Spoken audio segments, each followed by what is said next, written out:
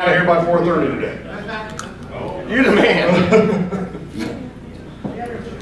Okay, again, it's good to have people from within our ranks to present things to us. Kelly is, in case you guys didn't know it, she holds about the same position in the League of Postmasters as I do within MAPS. So she has a great perspective from both sides of the fence, from the regular supervisor side to the postmaster side. She's put herself in front of you today to deal with specifically on the, as you can see on your agenda, duo if you have questions, work service credits, the 150, which is the way they rank the levels of postmasters, or virtually anything else that you got on your minds right now for somebody in her position. So please welcome Kelly McCartney.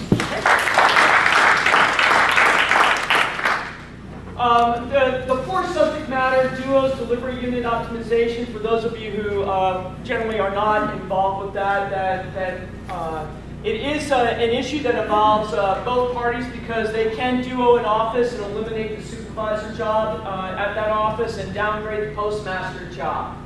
Postplan, which is all the great saving grace of this much of our budget, is really all about closing post offices in rural America. And while many of the people in this office, most of us, and when I'm listening to you all speak, are from plants and larger offices in the city areas, I'll just tell you a little bit about why you should be concerned about what's being implemented in Postplan. The Form 150 and the SWIX, the 150 determines the level of an office. There's data that's rolled onto the 150. It's an automated system, and it's on the postal website. You can actually put 150 in the search engine on the blue page, and it'll bring it up. Actually, PS Form 150. And the SWIX determines how many supervisors and managers will be in that office. So, I'm just going to kind of open it up to questions, quite frankly. Doing a formal presentation about it is going to bore half of you. So yes. And around the Wichita area, we learned that a couple offices were going to disappear. Then all of a sudden, we find out they're going to be level 18. And seemingly, they don't have a lot of work assigned to them. So what's going to happen to those guys? That is a post-plan situation. So since you started with post-plan, I'll explain post-plan a little bit. The Postmaster General and his team of people at headquarters had actually developed a plan, and I can talk about it now because it's here after the fact. They were actually going to hand out 17,315 pink slips to postmasters around this country last year. I can't tell you as a national officer who represents people the level of stress that caused our executive board, because that was their plan. And that's why I say you have to pay attention to what's going on. And that was all done without anybody, really the public, even knowing. Their plan was to hand out 17,315, 135, whatever it is, pink slips to postmasters, and they were going to close those post offices. That was it. It was going to be done. So we developed, our executive board, over the course of a week, developed an alternate plan to at least keep people in their jobs. So that's how the 246, which you'll hear that a lot, was established, was created, came out of that. We went from handing out pink slips to 246. So what they do at the 246 offices is SOV and CSV. Most of you should be aware of what that is because you have employees working for you. The CSV for the larger offices, SOV determines the workload of small level offices. Now, if you actually really review that information, you'll recognize that you don't get workload value, an accurate workload value for what your people are actually doing and how long something really takes. So they decided to run SOV on all of the lower level offices, 18s and below, and determine the actual true workload based on those values for each of those offices, and then determined that whether or not the office was considered a 2-hour office, a 4-hour office, or a 6-hour office, with a certain amount of administrative time built into each one of those level offices. The next part of that was, since we had thought, the 246s, as you know, probably were going to be whose jobs? Clerk jobs, okay? And we do believe that there was a quiet sidebar conversation in the contract negotiations with the clerks that sort of indicated in a vague way that those were going to be their jobs. So we argued, of course, in the other way, that we've had postmasters in those jobs. That has been postmaster work since the beginning of time. It never was clerk work, was never intended to be clerk work, and all that. So we argued that those remain postmaster jobs. Well, in order for their plan to work, they had to set up those offices in a reporting structure. And that's where the 18s come in. They took a map of the United States and they used a mapping program. I can't remember the name of it right now. It's an engineering mapping program that took X number of offices in a circle. So you have like an office and then like this circle around it that's approximately like somewhere around 25 miles. They determined that the office that was in the middle of the circle would be the reporting office for all of the offices in the circle. So the reporting structure for those 18s that seemingly don't have any work is that there's going to be RMPOs, remote managed post offices, reporting to the administrative post office. And that's how that whole system is designed. The mapping was not perfect. We were able to give some feedback on some situations where the mapping, they had some mapping that it had islands reporting to somebody on the mainland. So that is not going to work. But of course they were doing that based on workload. They didn't want the island office to be a level 18 because it's higher pay with all the benefits and stuff. They wanted it reporting to somebody else. Well, a 45-minute or 2-hour boat ride does not constitute a really effective way for an administrative postmaster to manage it. Leave that office on itself. So we were able to get feedback about that. And we were successful in some of the ones because we knew what they were trying to get to, and we gave them constructive feedback and they heard us. The districts also had the opportunity to do that, to push back on areas that they knew, like some of the border towns sometimes get scooped up into a 25-mile radius where like it was a Mid-America office. It was reporting to a Mid-America office, but it was actually in the Central Plains area. And they corrected all those little anomalies once we got the mapping up. So for that level 18, my expectation is that 18 is going to be an administrative post office for area remote offices.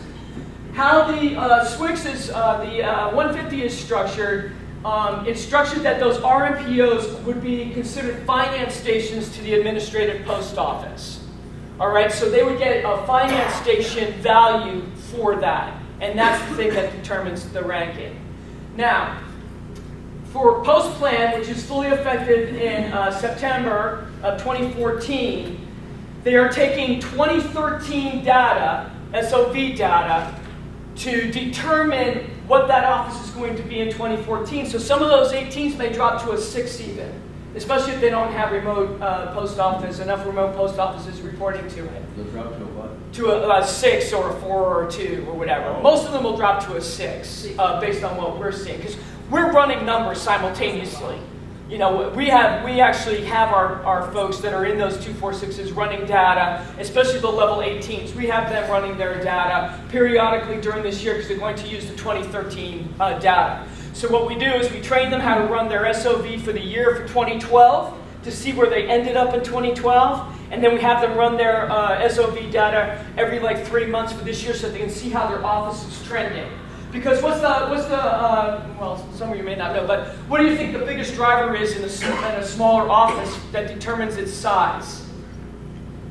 Sales. Revenue. That's right. Revenue is really the key thing that drives those offices. That's why when I'm traveling around, I do a presentation on revenue generation that doesn't come over your window, that comes in the back door, because it's a way to jump up your revenue, all the short paid mail and stuff that we actually aren't catching as a company, as employees. So that kind of gives you history to what the plan is, the implementation plan.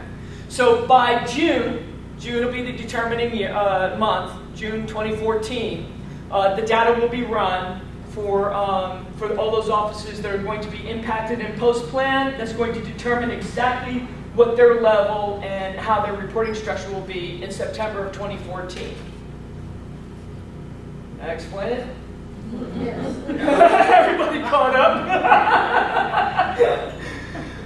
Does that answer your question, Wally?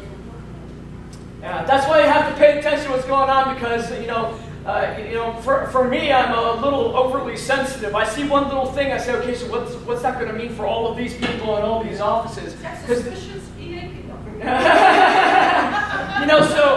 Because their whole, our Postmaster General, he's from the East Coast, so I had a lot of exposure to him before he became Postmaster General. He never understood why we have rural post offices, ever. Ever. His whole career, he never thought that we should have rural post offices. So what I want to tell you about that is that, who do you think probably needs post offices the most? Rural. And why is that?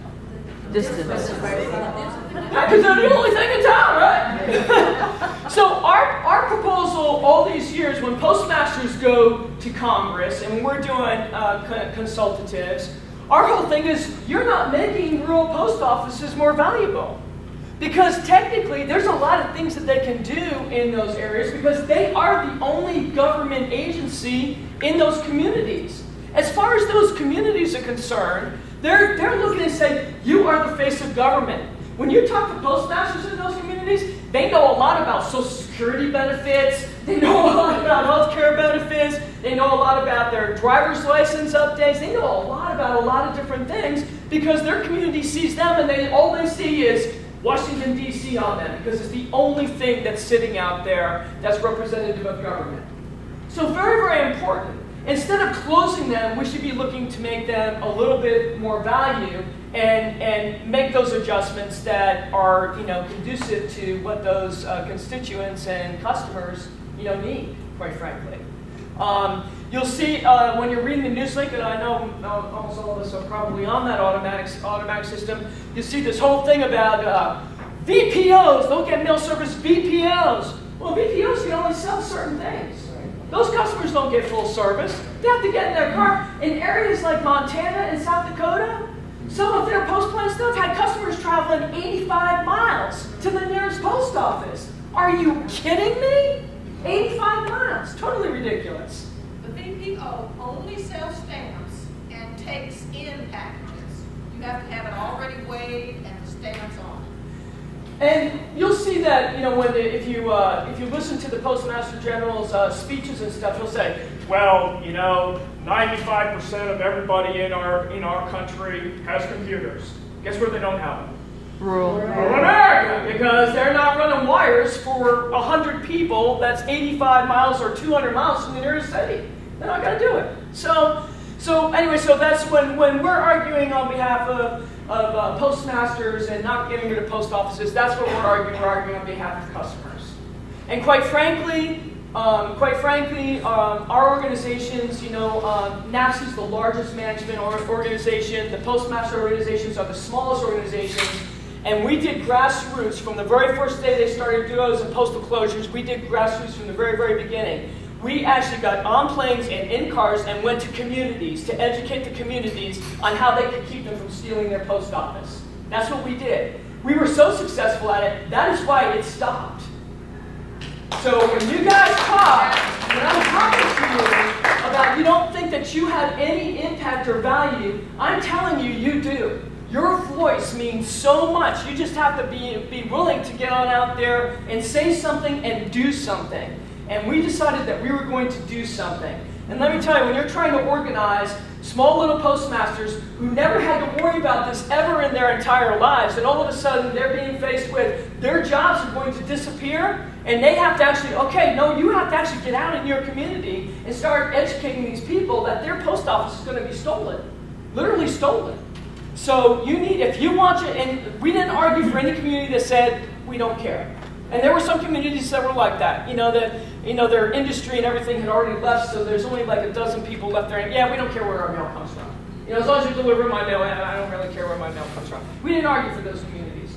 We argued for every community that asked for help. We argued with them. And we paired up with SaveYourPostOffice.com, who is a professor out of the University of New York, in New York. They were going to close his post office, and he just got on that one man got on the bandwagon and said, "You are not closing my post office." And when he started taking a look at what our post office was doing in his area with all the smaller offices and stuff, he established a website, a nonprofit organization, and you can go there and get all kinds of information. The League of Postmasters posts stuff on their website pretty regularly, how to save your post office. So if you've got community families who are in communities where they're going to, they're thinking about closing down their post office or reduce it to a 2-hour office. Anybody want to tell me what they believe is going to happen with a 2-hour office? There you go, baby. They're going right out the door. And I'll tell you, with the congressional people, and this happened to me just this year. Sam Graves actually has an office in my community. And we were at the forum, just like, all the organizations have legislative sessions at the Postmaster Forum. And we were meeting, and we were trying to tell Congress that the 246 was just a smoke and mirrors, because the PMG needed to settle down everything that was going on, which was the stoppage of his closings and the stoppage of his duos and stuff. So anyway, he came up, we came up with that 246, and they sold the whole bill of goods to Congress, and they went, okay, my post offices are okay, right? That's what they're thinking, right? At least my people, my constituents are going to have a post office. So obviously something was going on because they're meeting about the post office pretty regularly. They're not making any decisions about us, but they are meeting and talking, and subcommittees are meeting and talking about this. So we go on up there. We have all these appointments. I was paired up with somebody. We had an appointment with Sam Graves. We go to his office. He's running an hour late. We decided to do some paperwork, whatever. The office manager comes around and said, he's running an hour late. What do you want to do? Well, we're going to stay. We'll do some paperwork. We'll talk about some stuff. Sam Graves had called the office to find out who was there because, as you know, many groups come into the office. And he goes, everybody else can leave, but you tell those postmasters they have to stay. So I'm like, oh, this ought to be good. So anyway, he goes flying into the room, throws off his coat. He said, come into my office. And he comes he's in the office, and he's all like, and he was like, okay, I have 2 questions to ask you. Okay, what is it?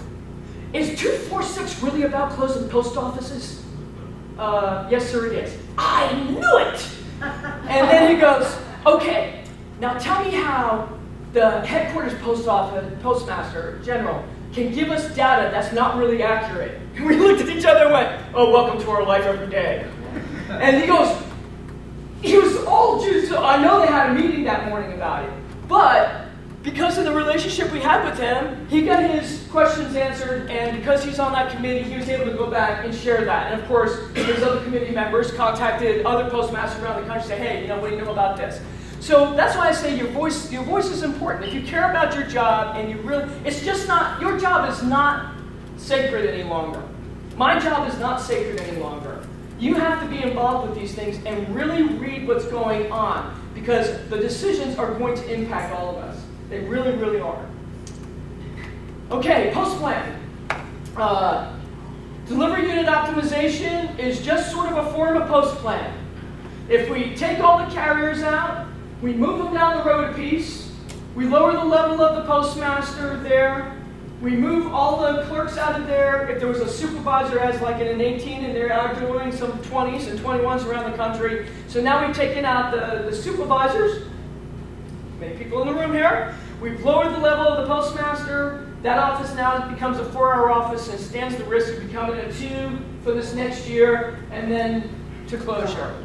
So all it is just one step in the process to the same end.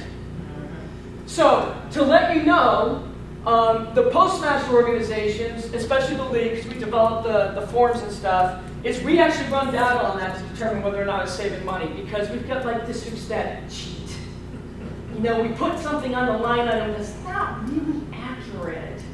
So we run numbers simultaneously. If we get a list, we run all the numbers for the offices. If the office really demonstrates a savings, there's not a lot for us to fight. Can't argue if the office is going to render savings. But anywhere where it's borderline or it's losing money, and we don't care how little it's losing money, we take that straight to headquarters. We just go right to headquarters and say, this one's losing money. And we've actually had a lot of that. So that's what we do. We actually run those numbers, and we actually push back to make sure that they're not doing anything that should not be done. Okay, so that's Postplan and Duo. 150, I think I explained that enough. And the Swix, which determines all of your jobs, all the supervisor jobs. I Yes? was going to ask you if a station in a city Uh-huh. is going to be consolidated. Does that fall under Duo, or is that a completely different? Well, it is a duo in a way. What really happened was headquarters made a mistake attacking post offices because they've always had a right to consolidate offices. Always. It's written right. It's written right in the PO 101 and in the ASM about the consolidation of large offices. Yes, it is sort of considered a duo. Does not fall under the postmaster's purview. It does fall under the NAP's purview. Now, NAPS doesn't simultaneously run numbers. If the postmaster in that office calls me and said, they're moving all these carriers, we don't have the space, it's going to cost this much money for each carrier because now we've expanded how far they have to drive to and from their route every day, all of that stuff. If the postmaster contacts about that, we will run numbers on that. And if it loses money, we will push it as well. Not all of them save money. They really don't. Not all of them save money. Some of them do, but not all of them do. And we've had situations, and I'll tell you this one story. You know, our leadership, and I really do think that this rolls out from our current leadership at headquarters, they really think we're not very smart. I mean, they really do.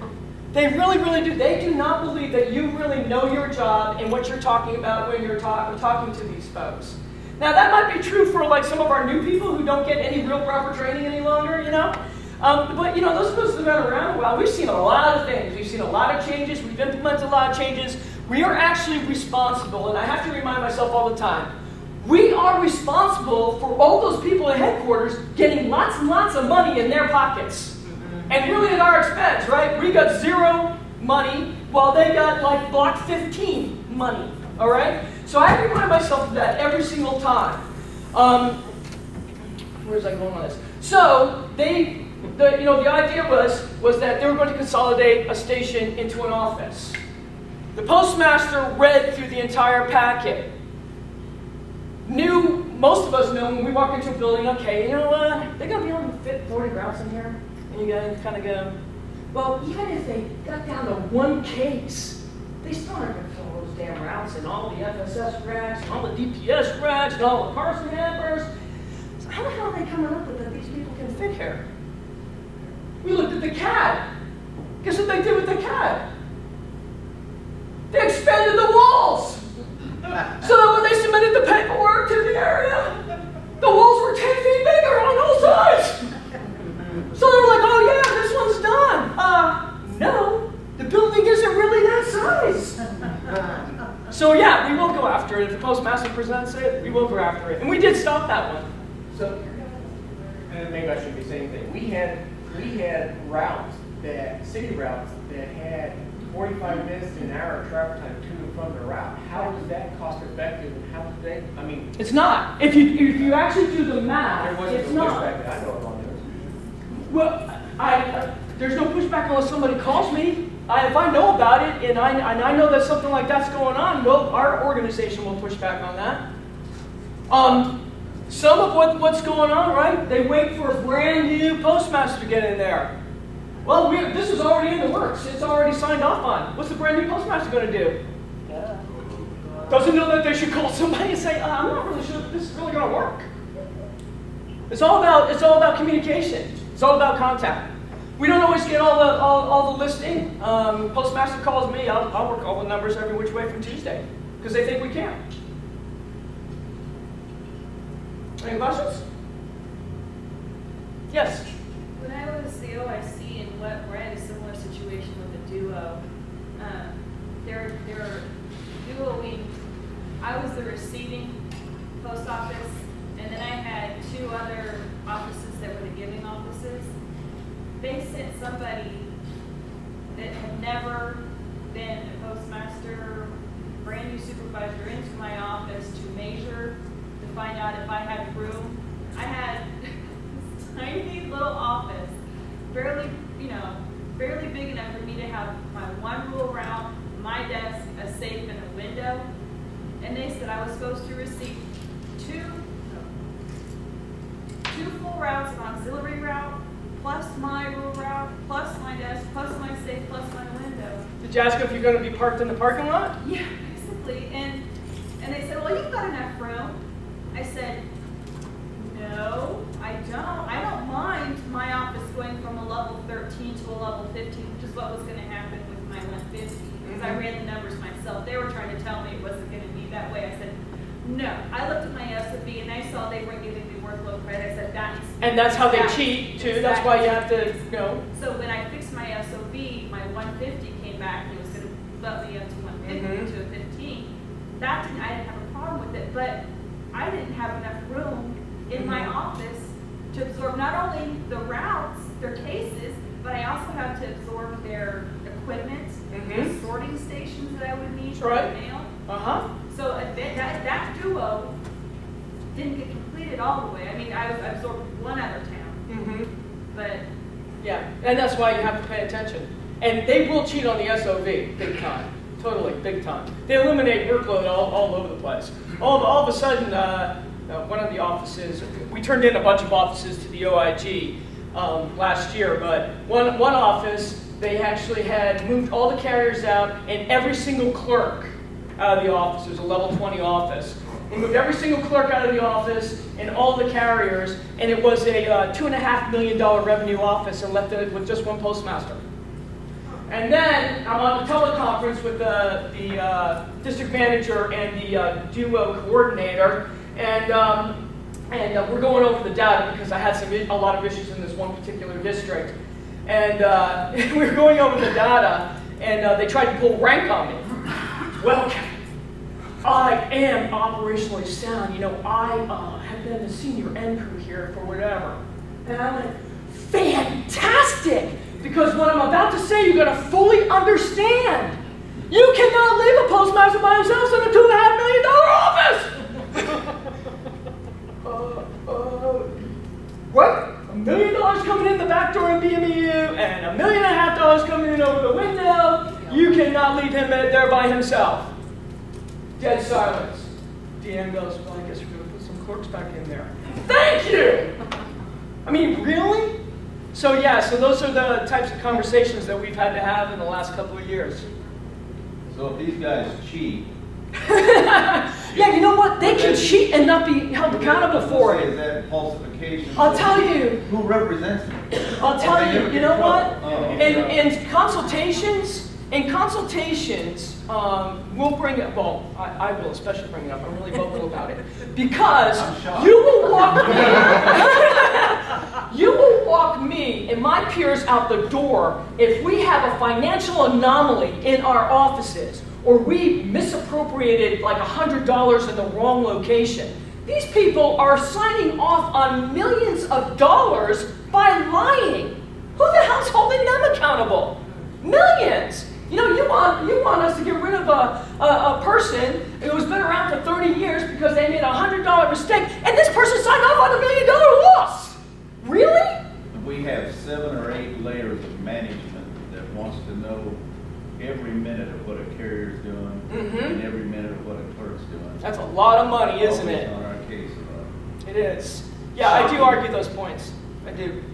Yes, Evan. A few years ago, when running was Postplan general, Mm-hmm. we had a mandatory policy where he was going to reduce maintenance by 10% across the country. And basically, the way they did was they reduced the size of the building, and it went down by 10%. It got the same way. But one of the things that the APW did was they sent what they call staffing specialists out. They had those people. We remeasure the building. And the biggest problem we had was they had conflicting numbers on the side of the building. And if you'll notice, when we went in Chicago, I think it was 2 years ago, we had the conference up there, the training. Yeah. The people in the northern area, both Minnesota, North Dakota, Michigan. they talked about some guys coming up there and recalculating their custodial staff. Yeah, for what they're doing this year with all the management. They with the violated, maintenance. they violated a arbitration rule. Right. And now they have to pay all this money out for that particular issue. The problem they have is, you may not get back where you are, but the post office spends millions and millions of dollars once they get caught, and then we still stay in green.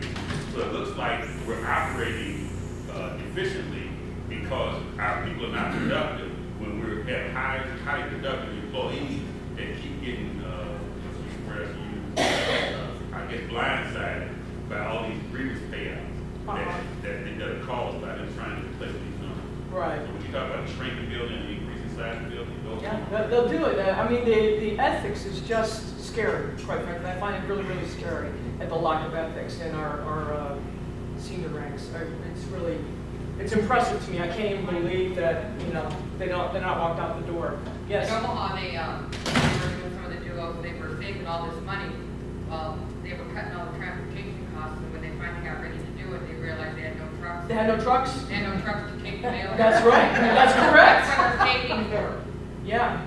Yes, that's why it's important that you really, really know your office and know your job and and pay attention to those things. You hear a little wind that they're going to recalculate, remeasure, move some people, whatever. There's going to be a domino effect, and you really need to stay on top of it. No matter your position, you need to be aware and you need to be involved. Yes? You're talking about duels, and you're talking about traffic transportation. Coordinators of the duels for district offices, right? And they would say, we're going to do this, we're going to do this. And then on the day before it's supposed to happen, they call transportation and say, hey, let's do this now, right?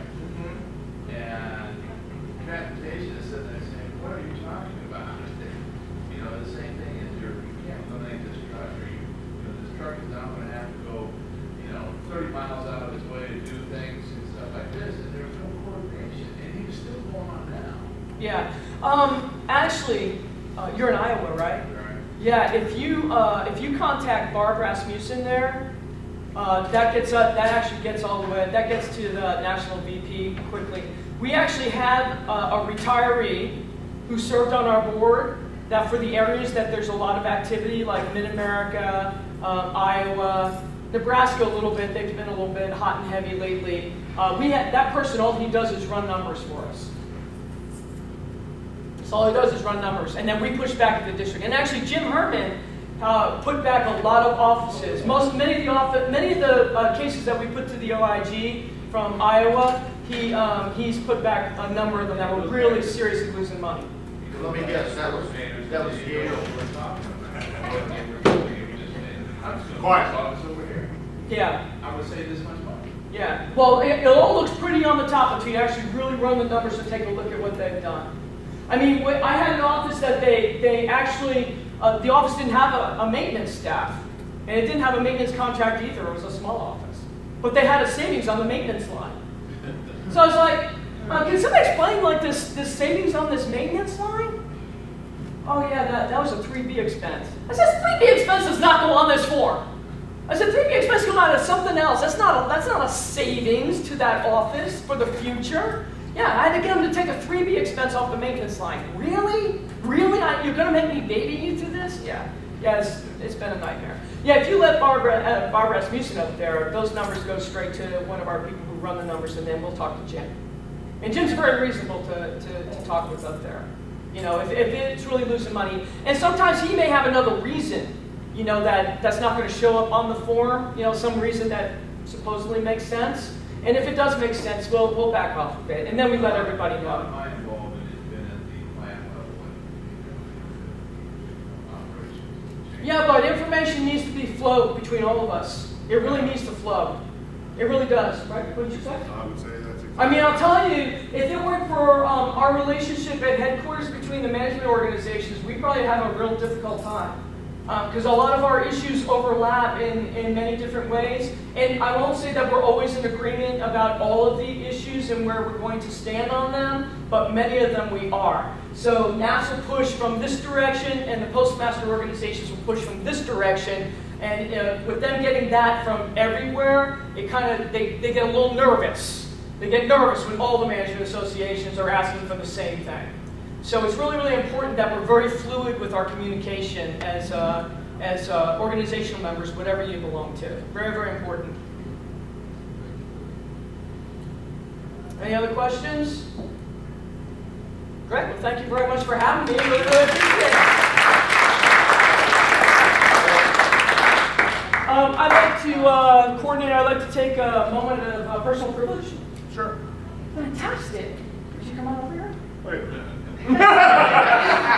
That's rescinded. So we wanted to let you know that we appreciate you. We appreciate all that you do for us. We appreciate you putting these together. We realize it's a huge workload. It's we find it very, very beneficial. We wouldn't be here without you. We appreciate your leadership, and we wanted to show you in person. Well, thank you very much.